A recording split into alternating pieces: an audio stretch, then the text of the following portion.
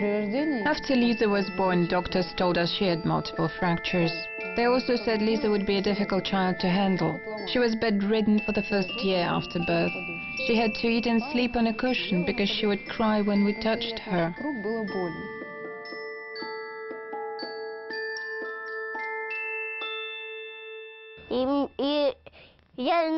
I probably fell from the chair, and I fell from the sofa, and that didn't hurt at all.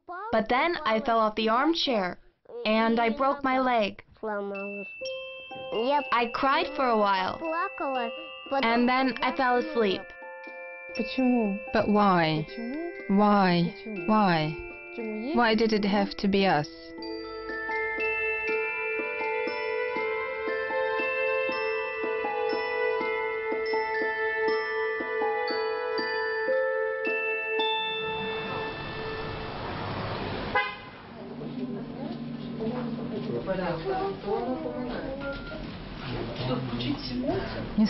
Osteogenesis imperfecta is one of the most common congenital bone disorders affecting children, if we're talking about those that are present from birth.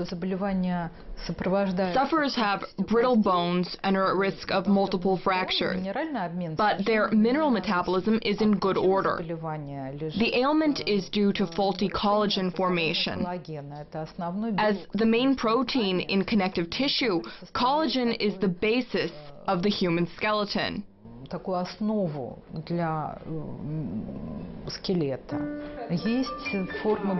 Even some adults don't become aware of the fact that they are affected until they give birth to a child that suffers from a more severe form of the disease.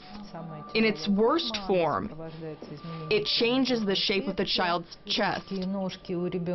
Fractures make their arms and legs shorter, and in this state, even something as light and insignificant as a blanket can cause fractures. There's a swelling beneath the eye here. Did you hit something? It was her brother. He hit her. They were fooling around. Well, well. Here we have a person that we can already send to the anesthesiologist.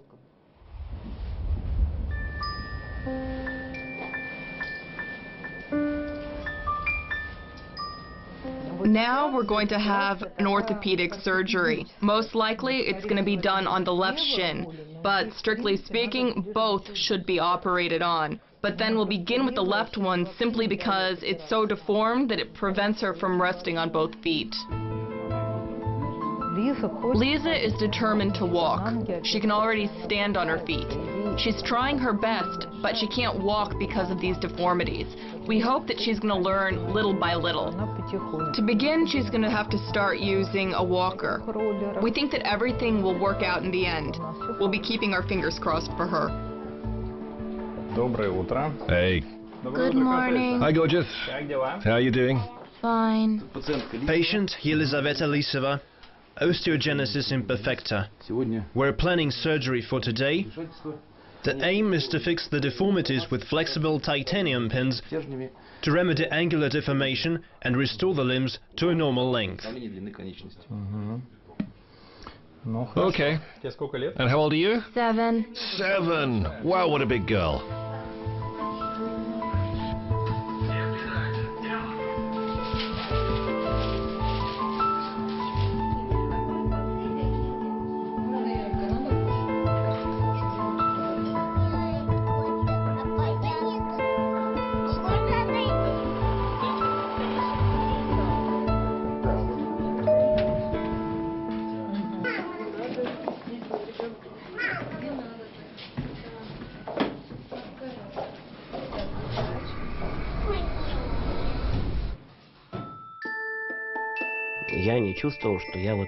I didn't think I was an outsider.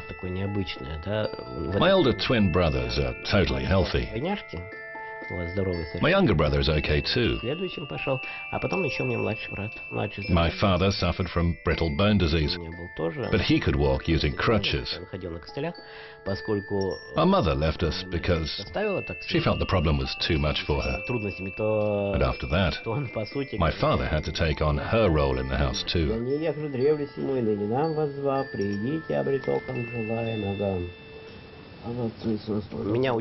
I made some progress after being taught to walk. But one time, the wheelchair turned over due to a mishap. As a result, both my thighs fractured at the same time. When the doctor arrived, he said, "Just don't touch him, don't touch him." And that's how my childhood came to an abrupt end. The will of God is omnipotent. I've found my soulmate, a woman who shares my interests and principles. God willing, we will go through life together. And if we have to endure trials and tribulations, well, then so be it.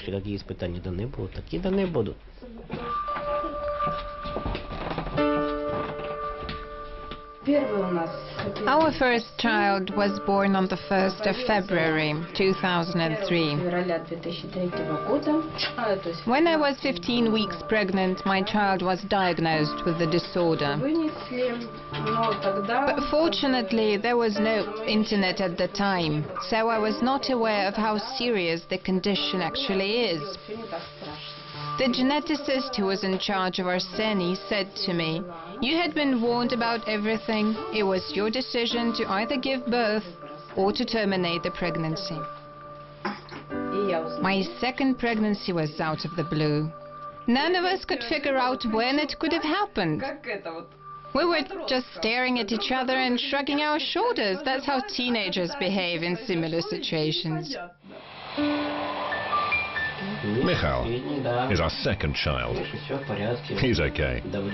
We had been under a great deal of pressure not to have a second child, especially considering that my wife Oksana would be running the risk of dying during childbirth. The argument was simple. It was this: should she leave this world, there'd be no telling what might happen to the first child. But thank goodness that never came to pass. Dad, was that disease passed on to me by any chance? Look, here I am with a kitten. I like playing with kittens. I didn't pick up the disease, did I? No, Michael, you didn't. Uncle Fyodor, Uncle Boris, and Uncle Yuri didn't either. But I did. And I passed it on to Maria and Arseny. That's how it is. In the overwhelming majority of cases, the failure of just one gene is enough for osteogenesis imperfecta to be inherited. The risk of those affected passing the disorder on to their children is 50%.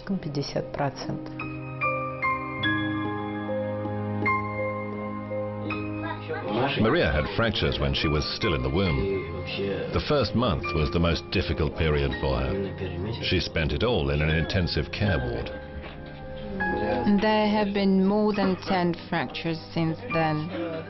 Both upper arms have broken. Her thighs have fractured twice. That happened when they were messing around. At the time, I wasn't being attentive enough. I didn't stop them in their playing around. When they began chasing the cat, she lost her balance, fell over, and broke her thigh. That incident delayed treatment. They even said that further treatment might be pointless.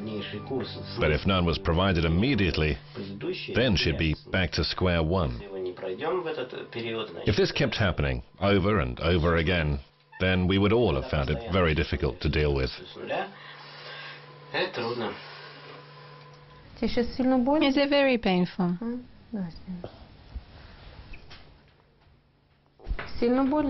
Does it hurt? Where is the pain? Here? Or here? Here. That's where it's supposed to be. Where did it hurt yesterday? Do you remember? Okay, it's best to forget about it. Mama came with me to the lift, and that was it. Then they took me away, and after that, I didn't feel anything.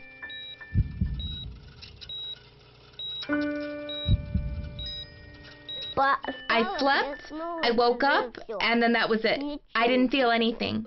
It was like magic. I was worried about some technical aspects rather than the operation itself. Anything could have happened. The operation was successful, but of course it's hard to look at a child after being under anesthetic.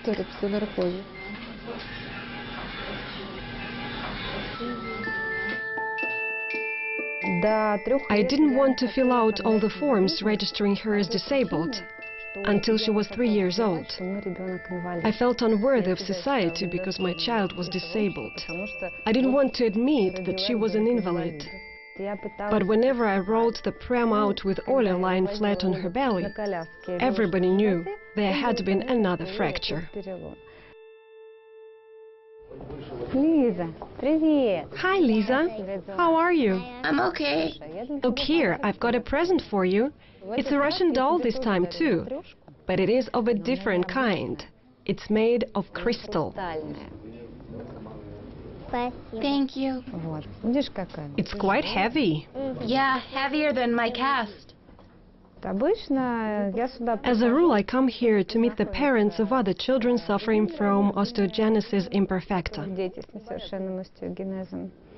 When our daughter was born, we had no idea of what would become of her.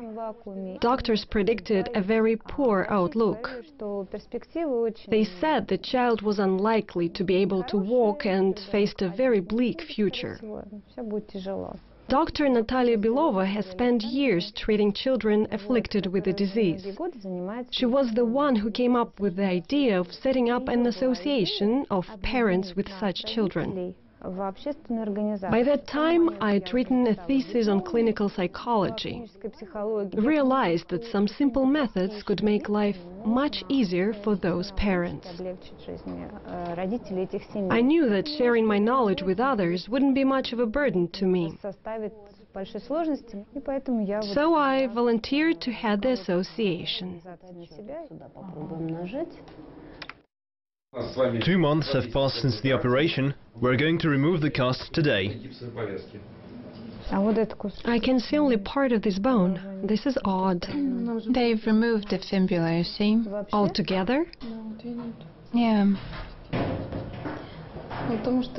It was almost at a right angle, so it had to be fixed somehow. I understand from my contact with children and their families that most parents need support and encouragement. Because I noticed, children are unlikely to be at ease if they sense that the parents are also uncomfortable. I mean psychologically. Push, push, push. You can grunt if you like. Well done. Let her push against your palm, but don't overdo it. Be gentle. Can you pull at the sock? Can you reach out? Right, do the same with the other hand. Do you need it to rest against it? Clutch your toes now. It's like a yoga exercise.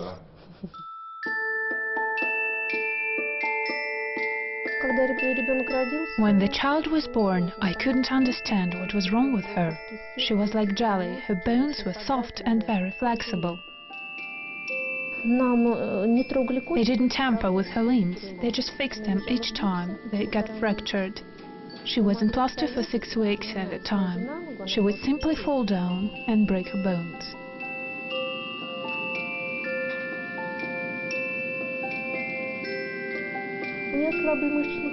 Her weak muscles don't support her spine properly. A half-hour walk is enough to make her spine shorter through the process of compression.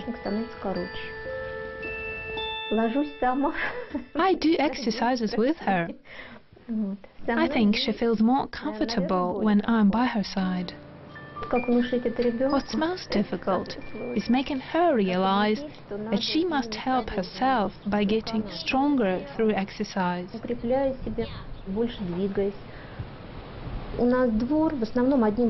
of the children playing in the courtyard are boys. They keep Lena at arm's length. Lena can't take part in simpler games because there aren't enough girls around. She does need contact with other people. I see that she wants to communicate with the world. She knows she has admirers, and that's a source of inspiration for her.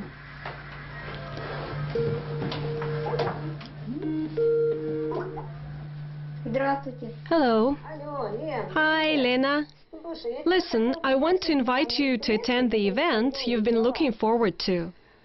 The place is called the Museum of Entertaining Science. All of us will be there on Saturday. By the way, Nikita is coming too. Really? Yes.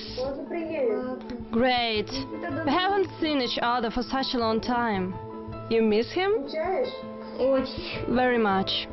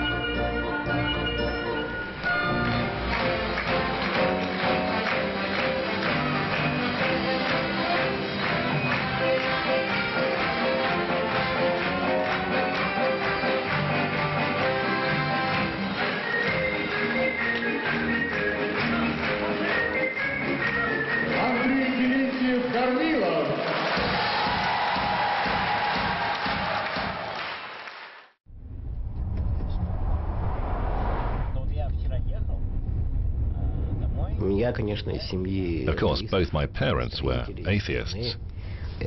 They were among those people who built the Soviet Union. And in those days, it wasn't all that easy to express your faith here in the 20th century. But when I started to live on my own, then I was baptized. That's when I was 26 years old. It was abundantly clear to me that if I had a guardian angel who was looking over me and protecting me, then hurting his feelings would really not be a nice thing to do. I felt that I would offend him if I didn't join the Orthodox Church.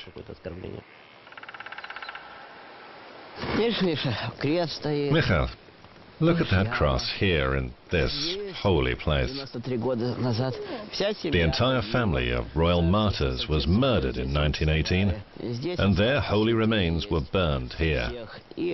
Those of Alexei, the heir apparent, and his sisters. That's why this is a holy place. They pray for us. Do you understand?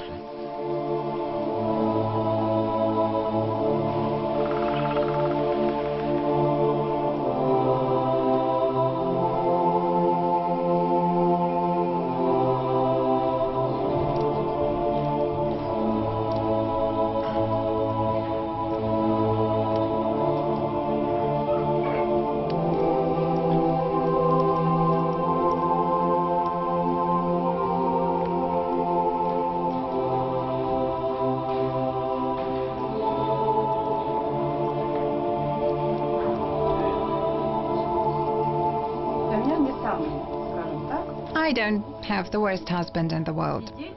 My children aren't too problematic either. Things aren't so dreadful that I have to complain and weep all the time. The world is a tough place to live in. I'd like the children to be more self-reliant without being dependent on other people.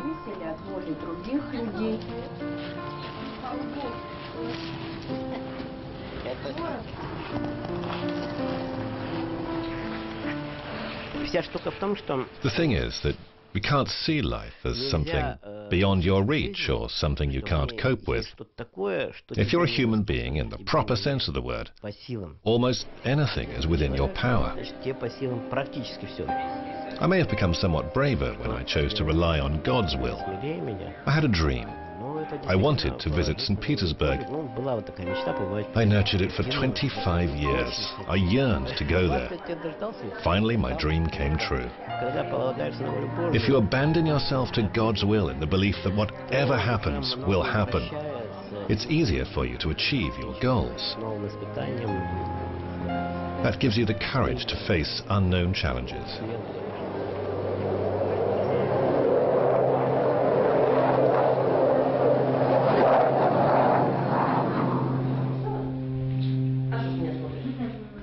Mama told me, either we're going to go to school or study at home.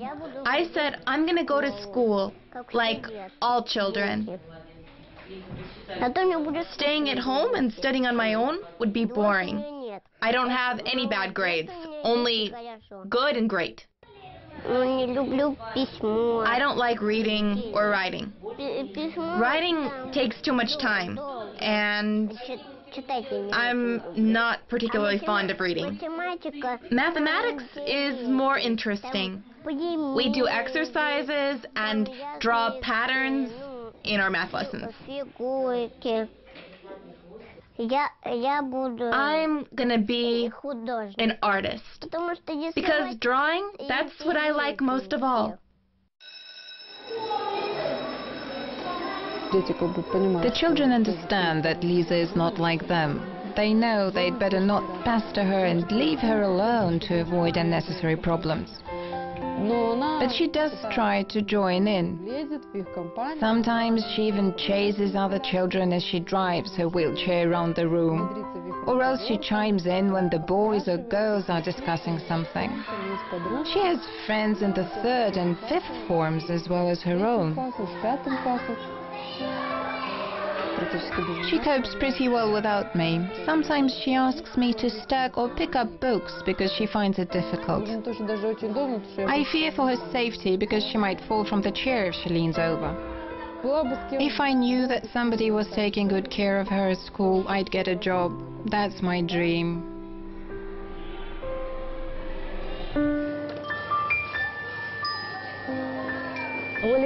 Oля has turned my life around.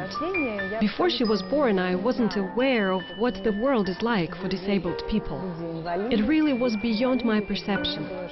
I sensed that their problems provided me with a host of opportunities for reassessing my values. Now I communicate with an entirely different kind of people, interesting people. My life has taken quite a different turn, and I like it very much. My first wish was to bring them together so that parents could see one another and children could realize they weren't the only ones suffering from that disorder. They need to know that other children have been diagnosed with the same disease, but they lead a normal life all the same. Here they can do what they like. It's very important for parents to know how their children feel. They should allow them to move as much as they can.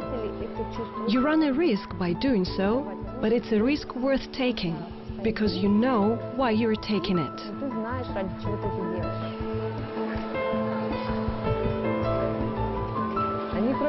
They are friendly to one another. More than that, girls now communicate with boys. For example, I know that Lena has a bit of a crush on Nikita Serednitsky.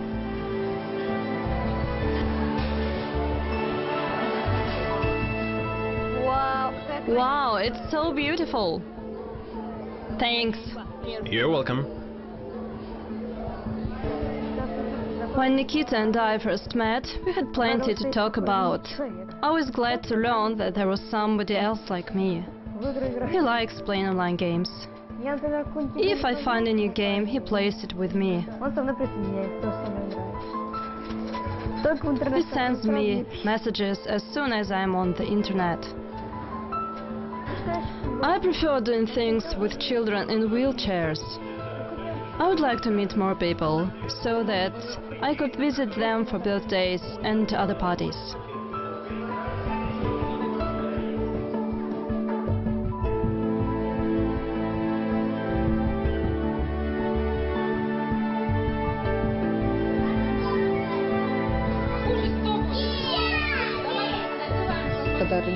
After I gave birth to twins, this kid would come from the kitchen carrying the baby bottle.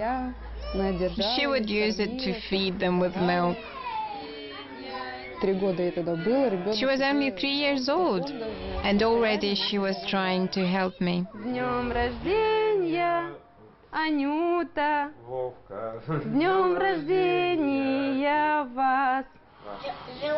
I wish you happiness and health. I hope that you'll be kind and well-behaved. I love you. I love you.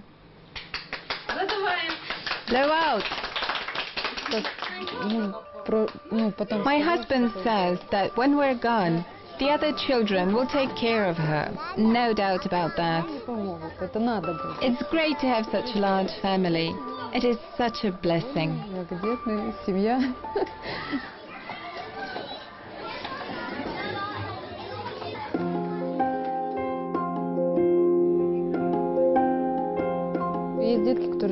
Some kids don't move much, but there's no stopping her. She won't sit still for even 5 minutes. So far we're doing well. This concerns both the state of her health and the state of our family. I think we can congratulate ourselves. We've taught her that she can have a good life. She knows that there's a good deal of interesting, useful and entertaining things in this world. She will never face a situation where nobody needs her. Honestly, if I had a child diagnosed with osteogenesis imperfecta, I wouldn't have a problem with that. I'd be glad if it happened in my life. It's because I know these children so well, and they're full of optimism, and I know that they're going to go very far in life. Any parent has to be proud of such a child. I just wish that there were no tears, and there was no pain.